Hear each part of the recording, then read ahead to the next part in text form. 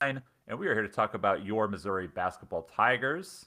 I can no longer attest to us being the only basketball podcast about, or the only Missouri basketball podcast, because apparently there is another one out there. So congrats to those guys for starting up. Welcome. Yeah, we're one of two. But yeah, I am your host, Sam Snelling. If you have not joined us before, make sure you're clicking the like and subscribe button, which is at the bottom of this window.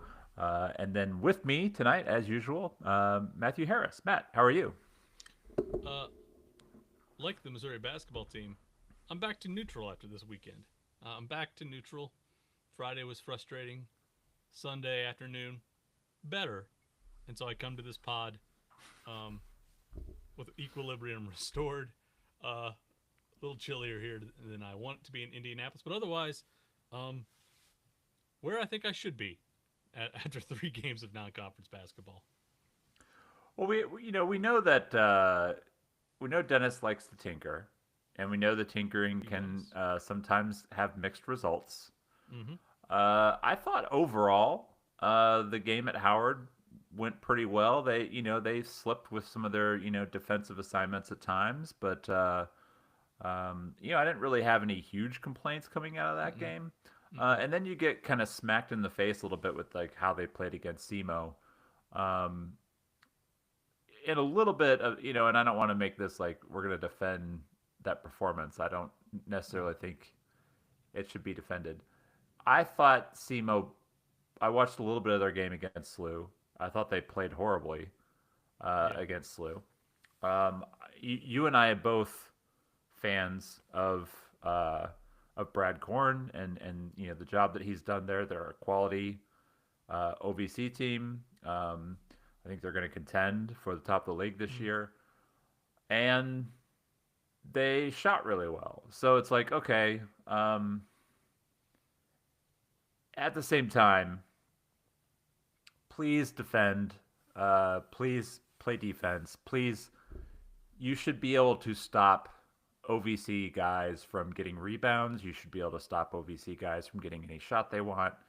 And so, like, it did, funnily enough, remind me a lot of that Eastern Washington game, which last year, for people that don't remember, I mentioned in study hall already. The Eastern Washington, near disaster before Caleb Grill went absolutely nuclear, Yep. and and I think he had 33 points and made Yep. like like eight threes or something ridiculous. And basically suspended Missouri, high enough above Eastern Washington to where uh, that game was secured thanks to Caleb Grill. Mark Mitchell kind of did the same thing for the Tigers. He was great once he figured out his free throw shooting. Um, thankfully that looks like that's been fixed. But then it really was a palate cleanser to watch them essentially annihilate VMI throughout Yeah. the second half. And you did your rewatch of the first half. I haven't gotten through to the full rewatch yet.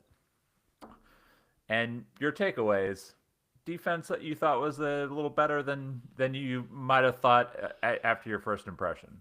Yeah. There were two.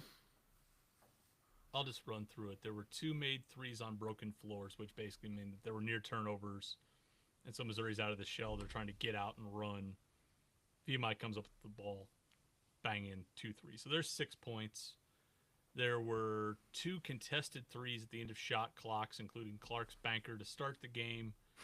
Tanya Gazulu hits one later on, so that's 12 points. So you've So got 12. they've had three banked in 3 pointers in the last two games. Is that right? Right. So those 4 3 makes right there are either contested or against situations where the defense is broken because you think you're running out in transition. You can excuse those to a certain extent. And then there are two straight line. Then there are two drives. There's a third, which, depending on how you think if it should have been cut off on the angle at the first point of attack, but there's a help defender that gets there on time in rotation. Regardless, there are 3 drives in the first half where a smaller defender has to finish over a bigger Mizzou defender walling up, and they convert. So that is 18 points right there in tough shot making or in broken floors, and they score 40 in the first half. Now let's say you give them half those points because they're gonna just because we want to be charitable. We don't want to say Mizzou would have been perfect there. Now it's 50-31 at halftime, and you're looking at it like, okay, Missouri's tracking and hitting the margin. I do think there were issues early on and late in the first half with Missouri's off-ball screen navigation. Specifically, TJ Johnson could shed Javon Porter with ease. They would run him either off. Sometimes they'd put him in, double staggers, or they'd have him kind of curl, like a curl off the wing to the corner. He shed him pretty easily there. There was a blown pick and pop where Luke Northweather and Mark Mitchell both go with the handler. Nobody recovers back to the screener. And there's a second one where Mark doesn't close out under control, flies by, bites on a shot fake, and then Johnson sidesteps for a jumper. So I think there were issues with the guys that are nominally 4 men that they've slid up to try on the wing. And they got caught in some cross matches where they just couldn't lock and trail with a shooter. And I think that's something to put a pin in. I think that's a real concern on that front. I don't think you want to see Javon Porter and Mark Mitchell having to consistently be lock and trail and running around screens everywhere. That's not what you brought them here for. You brought them here for their size and their length, to kind of either be off-ball defender helps or play at the 4 and be a little bit more mobile against some 4s in the SEC. So there were issues off the ball. There were a couple of times where, again, Missouri got leveraged and they got 2 passes away to the midline and they got punished on skips. But much better, I think, at the point of attack. And you can chime in if you thought they were better at times on the ball. But there were some issues off the ball, I thought, in the first half that cropped up. But there were also some tough shots that got made. So you can trade it a little bit there, but I think it probably should have been a 15, 16-point lead at the break, maybe a little bit more. And then the shot making kind of normalized in the second half, and Missouri blew it open. So I think when I was going through and marking stuff, there was not near the number of clips getting snapped tonight, and also just nothing where I was, unlike Friday's game where I was writing, doesn't win at the point of attack, gives up straight line drive. That seemed to get cleaned up a little bit. And we can talk about why that was. I think part of it was they stayed out of some bad lineups. But I think the issue that we saw on Sunday, maybe they've got to shift some guys in their tasks, and you can clean some of that up. But that's a good thing. You can point to a very specific thing you can do to address that. So that's me getting really, really entirely too wonky on it, but that's at least what I saw. Tell me if you think I'm off base or wrong on any of that. So, I think it's always difficult in the beginning of the season, especially, when it comes to Gates, because Gates is a guy who wants to look at a lot of things and with his lineups. And he's like, we've started each game except for last. He, obviously with Phillips out, he swapped in Luke. But started big, like really big. Yeah. And that's not something that I think, preseason, as you're looking at the makeup of the roster, you're not thinking that, okay, we're going to start Ant and Sebastian Mack. Okay, that makes sense. But then we're going to go like Mark, Javon, and Sean. I'm not really sure, because now you have basically 3 guys on the floor who aren't going to help you create any space. Yeah. And it's at least the early returns with Mac are that, he's not going to be a guy you can never really rely upon to consistently hit threes. So now you've got Mark and you've got Sean on the floor with those guys, and Javon hasn't consistently made threes at a high clip, so you could say realistically 4 guys on the floor who aren't going to help you space. So I don't necessarily. What's that? And you're trying to punch the ball inside to start games to Sean. Yeah, and you're trying to get post ups. So yeah, I don't know that I necessarily love it. I realize we've also got some odd lineups happening because Trent's not available, because Honor hasn't been available. Trent Burns isn't available, and then Sean Phillips last game. So we've got a lot of things sort of going on. there's things that like I was hoping to kind of see early, and I feel like we've seen that. I feel like Ant. Uh, the only thing that I want more from Anthony Robinson is more shot volume. Yeah. Um, but when he's taking shots, like he's scoring the ball at a really high clip. You just got to convince him that instead of taking 8 shots a game, you need to be taking 14. Yeah. Um, and Mark's looked really good. I mean, Yeah. he's looked aggressive offensively right off the bat. That's something that I think you have to be excited about. Uh, I feel like he's also trying to give some longer leashes uh, to Jaden Stone, Mm. um, and obviously Luke Northweather has played a lot more than maybe we thought he might kind of coming into the season. That's some of the injury stuff, but I like that he's at least seeing what Stone's going to give them, Yeah. and maybe it's Warwick V2, kind of instant offense guy, a guy that you can trust to like make shots. The defense is maybe lacking at times, but certainly, certainly, I think he's got the athleticism where he could be a better defender if he like ever figured that end. But I think like with the guys who've been out, would we feel better like if we were seeing Honor Boateng playing 20 to 25 minutes a night? Would we feel better if we were seeing that from like Trent Pierce, and maybe the guys that you're like, okay, like that the exposure of some of these guys has been more than what you wanted, but by the time those guys are healthy, maybe they're at that 12 to 15 minutes instead of 25 to 30 minutes. Yeah, and the to the credit, like I think I looked at the lineup data again this morning because I did it last night and I needed coffee to make sure that I didn't screw it up. But they one thing that changed dramatically from Friday to Sunday was they limited the amount of time that Barrett, T.O., and Jaden Stone were on the floor together as primary ball handlers. The numbers from Howard and against SEMO were not good when that was the case. Mm-hmm. Now Sean was out there too, and we talked, at times about Sean's defensive issues as well. So you had some lineups where you had some two questionable defenders, and T.O. has struggled with ball handling. Well, they chopped that down on Sunday, and it was if Barrett was and if Stone was on the floor, it was usually as a combo running alongside Ant. Maybe he was out there with Ant Seb. Ant Seb is a wing. If T.O. was out there, he was running a point and running the point. Mac was with him at combo. If T.O. was at combo, he was alongside Ant.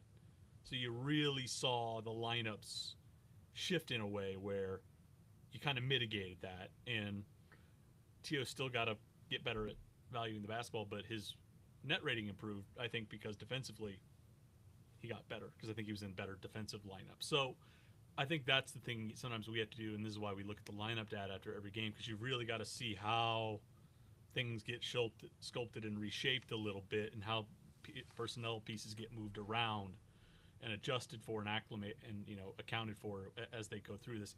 Are they sitting there doing the same thing we are? Maybe not in the same principle, but they've got synergy, they've got HDI. I'm sure they're looking at stuff and looking at lineups and going, things got a little bit sideways here. The film itself won't line the back end. The film was bad here. So I think to their credit, they kind of shaped up the guard rotation. The question is, are they going to your point, are they going to have Honor and Trent available at some point in the near future to where, we were talking before we came on about they can kind of get the wing rotation back to where it needs to be. Because if you can get, if the guard rotation is, the wing rotation is Honor, Cruz with Stone coming in third, and then Trent sliding down and helping out at the 4, then things start to look a little bit more natural because now you're bumping Mark back down to the 4 with Trent. You can use Javon there as a 4, and then that lets you kind of slide some things around and slide pieces back to where they need to be in the lineup. Theoretically, if you look at where guys have been, maybe they keep going jumbo and keep trying it, but I think if you look at kind of at least coming to the preseason and what the data and what the film would show, getting at least Trent, Pierce, and Honor Batang back might restore a little bit more semblance because you've got guys that are we projected outside the top 8 in minutes. Like Jaden Stone was outside the top 8 in minutes. He was close to 10th or 11th. He's third in minutes right now. So I think getting guys back will also kind of resolve some of the wonky lineups and resolve some of the issues because you're going to have guys, in their right place again, within the rotation. So we'll see. We'll see, what they do on Wednesday. I think it was probably wise to, use the week to let Honor and Trent, if they had any nagging stuff, get resolved. Don't risk them in, sub 250 games and, get them ready for Minnesota, and which is a game that I think has sneakily grown in importance or value over the last week or so. So if you can start to get them back, that's great. But we also know sometimes they will use the bye games to ramp dudes back up a couple weeks before marquee games. So we'll see what they do Wednesday night and if the bench gets a little longer. Hopefully it is because I think they're going to need it. But it would also go along, I think, to resolving some of the things we're talking about, give us a little bit more clarity about kind of what we need to expect from the rotation over the rest of the month. Yeah, I think based on what we've seen, it's really tough to make any like really assertive claims, because of who's been out, and I think we've all sort of been watching and wanting to see a little bit more of what I think have always been, very effective for them, and one of the things that they did, last season, when they were starting basketball games with like Mark and Trent at the 4 and the 5, and that's really like being a little bit smaller but being more athletic, and and having somebody like Trent who could be on the floor and help space the floor, but is also versatile defensively, is something that I think they haven't quite had yet this year. And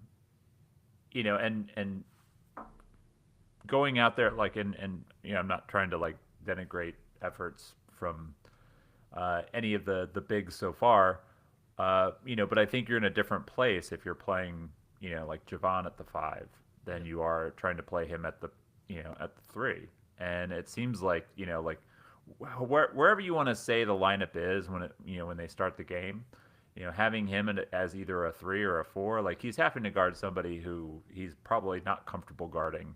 Yeah. And I just don't know that that's going to be the long-term fix. Now, is that something that's going to, change when all these bodies come back? I kind of hope so.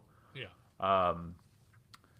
But I just I guess I'm not entirely sure what the point of the jumbo lineup is. They seem to be like, at least,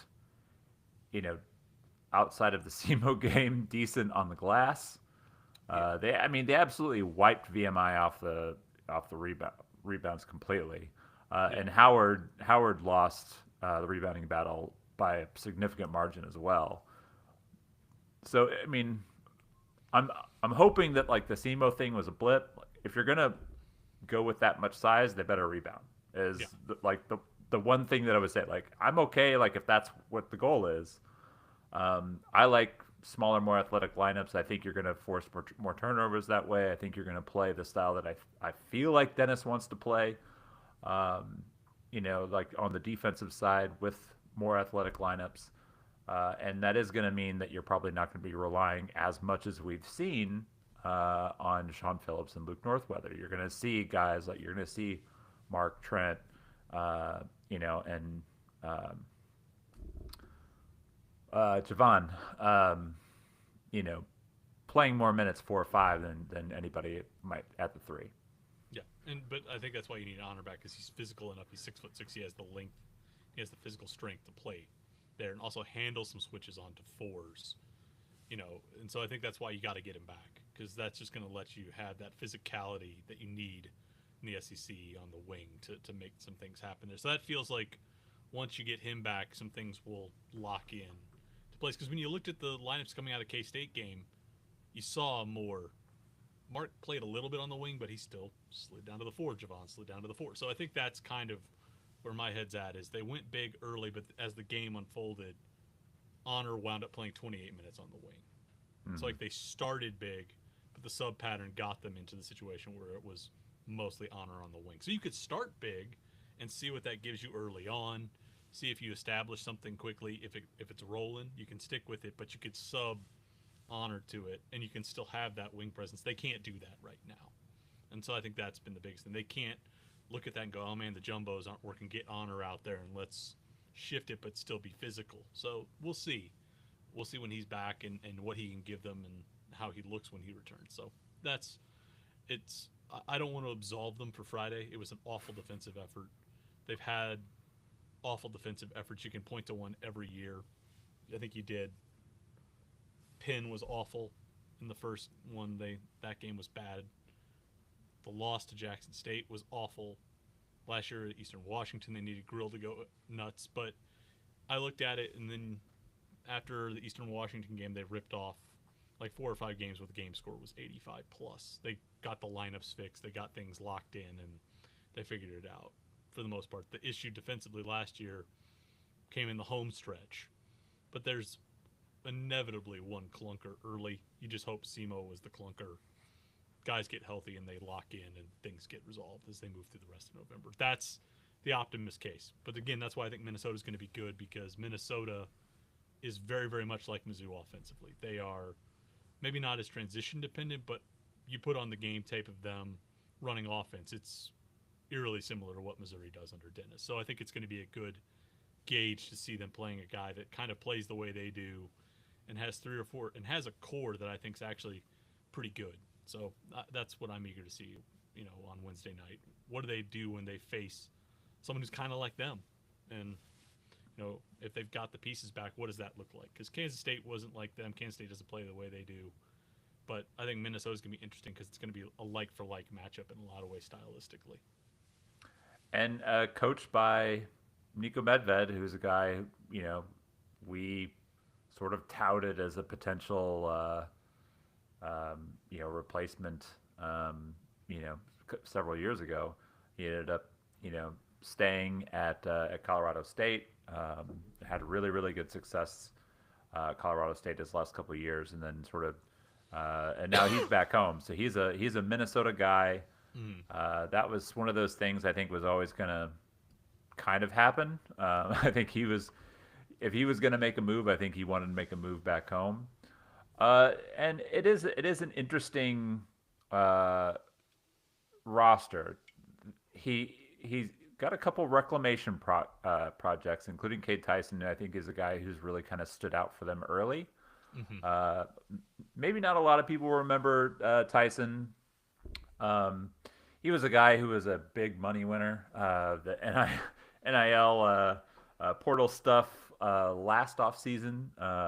He turned a really nice sort of year at Belmont into a big payday at North Carolina, and just was not what people at North Carolina thought he was going to be, and really struggled to be a factor. But he's at least starting out, there in Minnesota, has played really well, and certainly, that Medved teams are going to be well coached. They're going to run good offense. They're going to generate a lot of good looks. And so yeah, I think this is going to be a game that we're going to get a good look at sort of like what the expectations are for Missouri early, and like you said, a team that matches up with them, style wise in a lot of ways. Yeah, I think Nico's done. I'm putting together kind of the look ahead. I think he's done what a lot of high major coaches did this spring, which was he got 4 to 6 really good pieces, and now he's looking at his bench and going, "Where's my 7 through 9 or 10 guys?" And that's not a knock. There are a lot of programs that went through that, but I think Cade Tyson, North Carolina's forever now looking for their Brady Manick at the 4. A guy who is a floor stretcher, who's sneakily, able to play off the bounce, who's a crafty guy, and, can hold up defensively. And that was not Cade last year. He played 32 minutes in ACC play. I mean, Hubert mothballed him after non-con. And, was that the right fit? Was that on Cade? Was that on Hubert? I don't know. But the guy shot 45% on high volume at 2 years in a pretty good MVC at a pretty good program in Belmont. So to me, the numbers were there to show that he's got a legitimate shot tool. And so far, through 2 games against admittedly really, really weak teams, we're looking at what are we looking at there?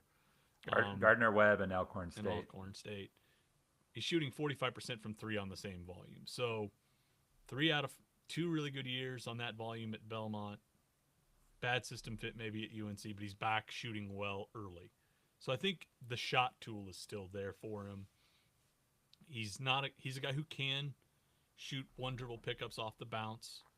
But I think the benefit for Missouri is if you can play tight and close out well and force him to drive, you substantially take the threat down on him. He is, I've watched him in transition. He's not, elite foot speed is not something that will be associated with him, and there's not a lot of vertical pop, even off 2 feet running on the break. So I think if you can make him into a driver, things get a little bit easier for you there. But don't worry, Nico got a slasher in Langston Reynolds from Northern Colorado. Northern Colorado needs to just start building in contracts for guys. Because what did they have? They had Dalton Connect. They had a guy they sent to USC last year. Now Langston Reynolds is coming out. Was that St. Thomas? Was that? Yeah, St. Thomas. So it's gone Dalton Connect, St. Thomas, Langston Reynolds. They churn out really good slashing guards there on the wing. Reynolds is that guy. Loves to play in transition. Shoots it well enough off the catch that you have to close out to him. But then he's just going to put the ball on the deck going right and get to the rim. He's aggressive. He's physical. 6'4", 205. Not really a true combo, but a good enough slasher there. Really smart cutter too. If you over rotate, if you get leveraged, if you do a crappy job staying in front of the ball and force the baseline help to rotate up, he's going to cut and he's going to get there and he's going to finish. The question will be, how does that fit with what Nico wants to do? Nico likes to usually have 2 ball handlers. Langston's not a traditional ball handler. And then he brought Jalen Crocker-Johnson with him from Colorado State, who's kind of a good system fit guy. He's averaging a double-double, 15 and 14 through 2 games. So point is, he's got 3 guys. He's got a slasher at combo guard. He's got a floor spacing wing. And he's got kind of a bully ballish 4, who's also got a little bit of passing chops to it. So I think that's the thing that worries you is he's got all the pieces he needs to make his offense go. And are there depth questions? Yes. But he found the 3 things he absolutely needed to find to make his at least his starting 5 competitive. And Bobby Durkin's a fun guy who came from Davidson. He's a 4-man who can shoot it really well on high volume. And Robert Valhalla is just a mauler. He's going to rebound. He's going to block stuff. He's going to jump in front. He's going to create deflections on post entries. It's going to be a team for the first 5 or 6 guys that can give you some fits. And we know Nico runs good stuff. So I'm eager to see kind of what that is. And Nico's teams could handle some physicality. Roddy was physical. Crocker-Johnson was physical. Tanji was physical. Even Isaiah Stevens as a point guard would seek out contact and ball screens. I don't think the physicality, at least if you look at Nico's teams, is going to make them back up if Missouri gets into them a little bit. So I'm interested to see this one. It's teams that run similar stuff, guys that are comfortable with physicality, and Nico may have found some guys that can at least give him basically what he wants to execute with. So it should be fun. Yeah, it's certainly going to be an interesting, important game. Missouri has not really loaded up their schedule in November with anything that should challenge them outside of this game. Now I realize that I say that, and they were nail biting playing SEMO the other night, but when you actually look at how that game should have gone. That's more what I mean. So I mean, the remaining schedule, is Prairie View A&M, South Dakota, South Carolina State, Cleveland State for the rest of the month. So only 2 of those teams are inside the top, 300. Prairie View and South Carolina State are sub 340. South Dakota, if it takes a hit, could fall sub 300. Yeah, South Dakota's at 295, and Cleveland State's they're quality. Good old Rob Summers, former Mizzou staffer, now running that program there. Nearly had the game won against Loyola Chicago in the opener. But Sister Jean stepped in and bless that shot to go in. I'm guessing. Um, so yeah, so we're this is the first and what should really be the only test. I'm curious if Dennis is gonna turn his guys fully loose, at least as far as the guys who have been dinged up. I would love to at least see Honor. Like Yeah. I feel like just having that guy in would make it a big difference, and then I feel like you could probably get by with the rest of the guys. But like you're gonna have to commit to defending. Um, Yeah. I do think that one of the things that Missouri does well, and if they're able to do that well and then get to the free throw line, you're going to put a team without a lot of depth into maybe some dire straits, and that could Yep. maybe play into your benefit. Man, uh, I just want to see this team kind of put together some consistent effort game over game, and maybe that's some of the rotational stuff that'll get sorted out. Yeah. Um, It's a. I want to see. I don't want to downplay the result because this thing started out as a quad three game probably, but when you look at predictive models as proxy for the net, Minnesota's push into the 60s. That pushes you into quad two territory. Quad two versus quad three on the resume. It's not going to make or break you, but it's just nice to have one more quad two game in the setup there because then it's four quad one or two games coming out of non-con, and that's a little more tolerable. I think to a certain extent. You know, I, they're going to do what they do with the quad fours. That's their philosophy. We've talked about the pros and cons of it, but if Minnesota gets, we begged them to do a little differently, and but we understand that the Thanksgiving week is a tough time to schedule as well. So I get it. Big deal is if you can get a win tomorrow, margin, no margin, but you get a quad two win at home early. That's good, and that gives you a buffer if Notre Dame's jacked up and gets a and wants to take you out. That can offset something. So the hope is pocket it. Hope it ages well. Hope you get at least Honor back and get him into the mixer. I'd like to see that, and then use the rest of the month to ramp the Trents up, and then you go to Notre Dame feeling like you've got some momentum going. But and they do fully expect that Sean Phillips to probably could have played. yeah, So Dennis seems to always be a little cautious. So yeah, I'm thinking like let's find some minutes for Honor. Let's get him back and going, and then yeah through the rest of November you get the Trents back involved, and hopefully you're fully spun up by the time Notre Dame and KU roll around. yeah, and I think it's hard too to kind of judge the rotation as well. And I was going to mention this earlier. I charted the offensive stuff. I mean, they're really relying on their secondary break right now, and they're really running a lot of 5-out ball screen stuff. So I've seen some people say, comment about the offense being stagnant, comment about, what they're not doing offensively. This is something that we see in quad three and quad four games with Dennis. They don't really run a lot of the pistol action stuff. They don't run a lot of the triangle concept stuff. It's a lot of 5-out ball screen stuff. I think the issues with the post up is that Missouri doesn't play through the post a lot. So its guys aren't really used to playing off the post as much, just because that's not what Missouri typically does.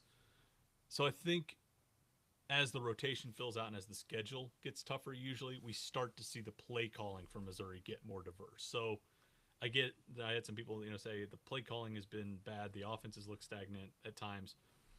They're rolling a lot of bodies through. They're keeping the play calling pretty vanilla. We'll see on Wednesday night if they've got Honor back and they've got the full complement of guys. Do they open the playbook up a little bit more? Yeah. That's what I'm interested to see as well. Do we expand the play call stuff beyond just secondary break, come down, play in various 5-out alignments and ball screens? We'll see if that changes. That's the other thing to keep an eye on is do they mix it up a little bit as the opponent quality gets better? So that's the last thing I'm probably going to be keen to see is what does it look like when they get a little bit more verve in the play calling. And I'd also like to point out that something that you and I were talking about before we came on the air. The SEC has taken a little bit of a step back, and so like when you're looking at the rest of the league and like where you kind of see your fit in the league. Um, Mississippi State's down 19 to Iowa State. Texas A&M got blasted Hammered. pretty hard by Oklahoma State, who I think a lot of people are thinking Picked Oklahoma 12th State in the SEC. might be a bubble team, like if things go well for them.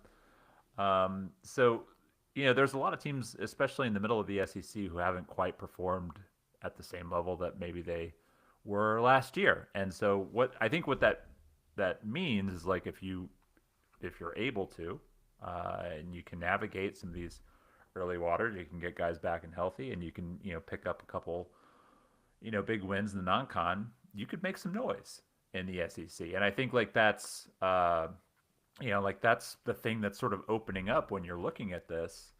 Um, Alabama looked great against St. John's, but they always look great scoring the ball. There's still some questions about how they're going to defend. Yeah, I mean, Texas kind of didn't. Texas fell off and kind of ran into a wall at Duke. Oklahoma, Florida lost to Arizona, and in doing so, like some of the things I think people that were skeptical of Florida being able to like repeat as national championships were pointing out is like, look, Boogie Flan and Xavier Lee, are good players, but they're not the backcourt that you just graduated. Yeah. So it's. I think that there's the closest game that we saw played were Florida played Arizona tight. Obviously, Alabama won, and Arkansas, who we like, we're higher on Arkansas than the consensus, had a tough game at Michigan State. But you look at teams like Oklahoma, Texas, Oklahoma State, Mississippi State, and these kind of P4 matchups have struggled a little bit. And that's really where the SEC was good last year, were spots like 6 through 13.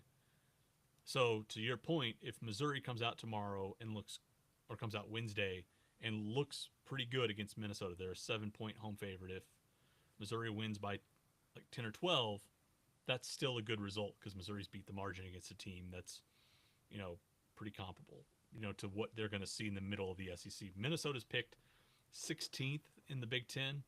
The Big Ten's probably better than it. Not probably. The Big Ten has more depth this year than the SEC. If Minnesota was in the ACC or the Big 12, they'd probably be around 8th or 9th. So it's a quality team coming in.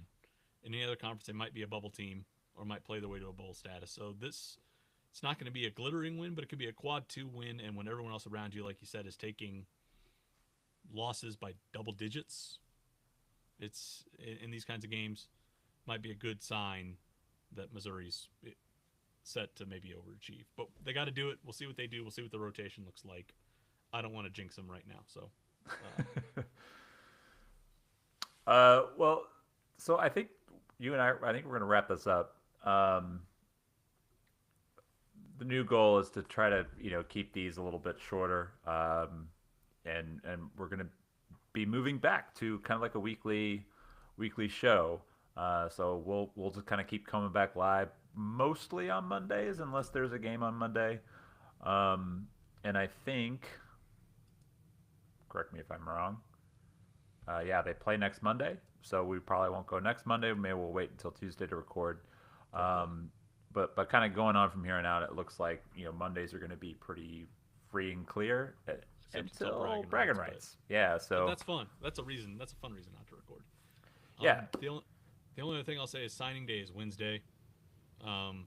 Hey, recruiting. Mizzou's going to sign 3 players. Recruiting for 2026 is done. Who are those players?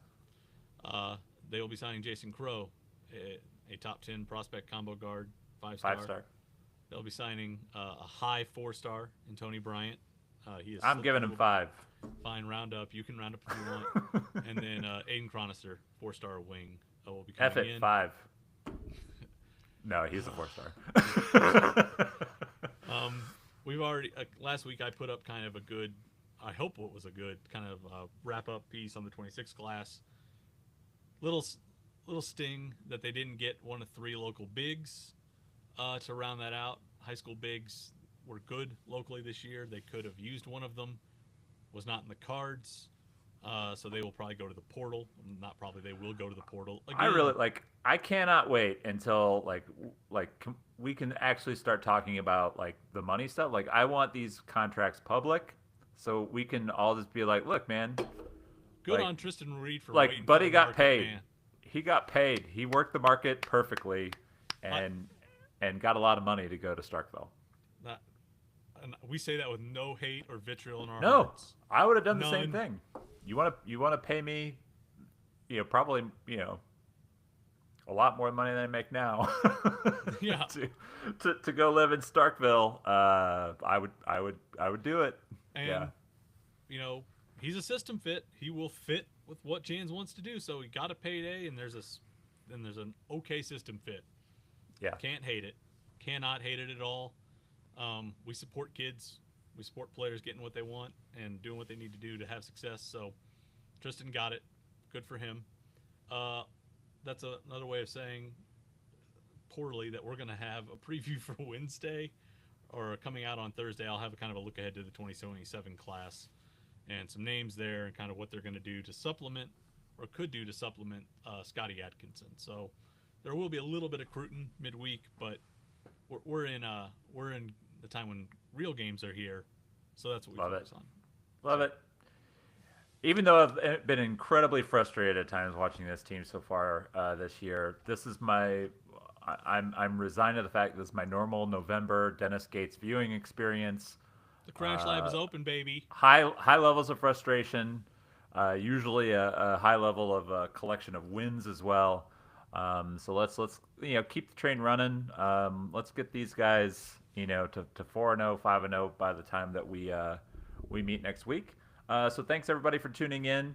We will see you next week. Yeah, probably Tuesday night. So be on the lookout for another live broadcast. And until then, thanks everybody for tuning in. Thanks, guys.